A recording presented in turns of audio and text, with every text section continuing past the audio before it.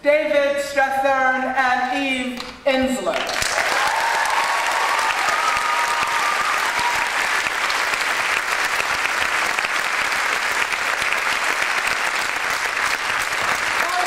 Begins 57 years ago in the home of a young Jewish couple living on Manhattan's Lower East Side. They have two sons. Michael is 7 years old. Robbie just turned 3. It is 1950 in the midst of the anti-communist hysteria of the McCarthy era. One evening in July, Michael and Robbie's father is arrested and charged with conspiracy to commit espionage. His name is Julius Rosenberg. A month later, on August 11, 1950, his wife, Ethel, is arrested on the same charges. They write to each other from their prison cells. August 12, 1950. Dearest Ethel, I heard the news over the radio last night, and after strenuous efforts to see you or contact you, I have been given permission to write this letter. Let me know as soon as possible how you are feeling. How are the children? Has any provision been made for them? All my love, Julius. August 12, 1950. My dearest, darling Julie, by now you must know what has happened to me. Darling, I wish I could say that I'm cool, calm, and collected, but the fact is, although contrary to newspaper reports, I have not been hysterical at any time. I have shed many anxious tears on behalf of the children and have been feeling badly that I won't be seeing you on Sunday. My heart cries aloud for you and the children. Now indeed, it is harder to be inside than out, because each of us know the other is not free to care for our dears. How unfortunate it was that I never got around to discussing arrangements for them with the proper people. And I must confess, my mind does leap ahead to the frightening possibilities for them. Darling, we mustn't lose each other or the children. We mustn't lose our identities. I try to think of the good life, the fine life we've led all these years, and I am agonized with my longing to go on leading it. I love you, Ethel. In November 1950, Ethel's mother, Tessie Greenglass, is no longer willing to take care of Michael and Robbie. No other family members open their homes. The boys are taken to the Hebrew Children's Home, a shelter in the Bronx. Ethel and Julius write to their sons. Dear Michael, hi son. How are you getting along? And how do you feel? Believe me, sweetie, I think of you and Robbie all the time, and I know how you must be missing your mommy and daddy. I know also that it's harder for you to do the usual things when the person you're used to isn't around to help you do them. Do you remember that Lone Ranger story about how his little nephew, though all alone, managed so well? When you're having a hard time with it, try to remember that I am wishing like anything that I were there taking care of you. He was able to do this because he cooperated with the one who was put in charge of him. And even as he learned new things, he enjoyed himself doing it. I know things must be strange for you. I'm a grown-up.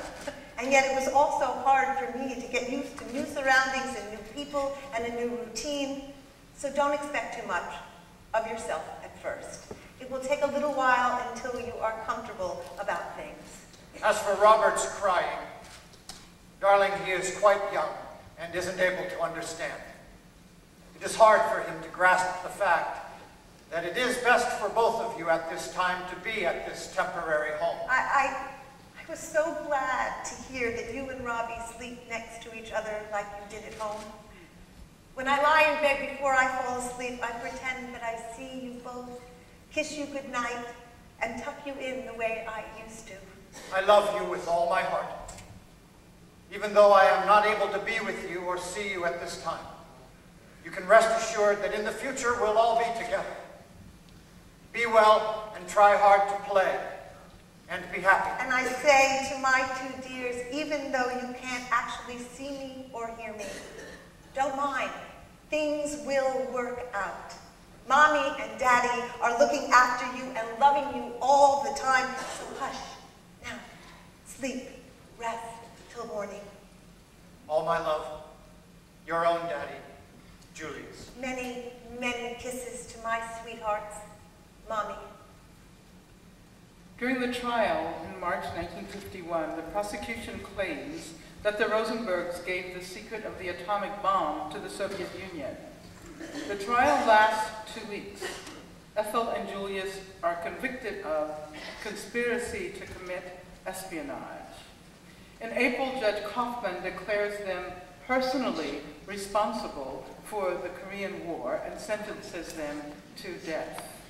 He states that their love for communism was greater than their love for their children. April 9, 1951. Dearest Michael and Robbie, as you must have heard, darlings, Daddy and I went through a long trial, and we're using all our time and energies to convince the jury to send us back to you where we belong. I'm terribly sorry to tell you that we didn't succeed.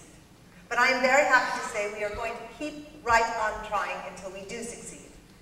My dear children, never forget, no matter what anyone else may say to the contrary, we have done no wrong. April 10th, 1951. Precious woman, Ethel, my darling, you are truly a great, dignified, and sweet person. I can only say that life has been worthwhile because you have been beside me. I firmly believe that we are better people because we stood up with courage, character, and confidence through a very grueling trial and a most brutal sentence. Shortly after the death sentence, Ethel is transferred to Sing Sing prison, where she is the only female prisoner on death row. Julius remains imprisoned in New York City. April 18th, 1951. Dearest Ethel, I received your wonderful letter this afternoon. If our lawyers do not succeed in bringing you back to the woman's detention home in New York, I will move heaven and earth to be sent to Sing Sing to be near you, and to be able to see you whenever it is possible. I beg you not to try to sway me from this decision, as this is what I must do.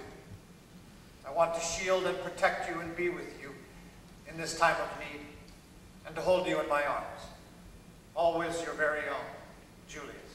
April 25th, 1951. My dearest, sweetest, most precious idiot. Whatever in this world am I going to do with you? And since when does this wife obey this husband without question? At this late date, sweetheart, it is folly on your part to attempt to make a decision that concerns me so vitally without permitting me that kind of voice in the matter which I have rightly come to expect after nearly 12 rich, creative years with you. Let's be really honest about this thing and examine the dynamics at work.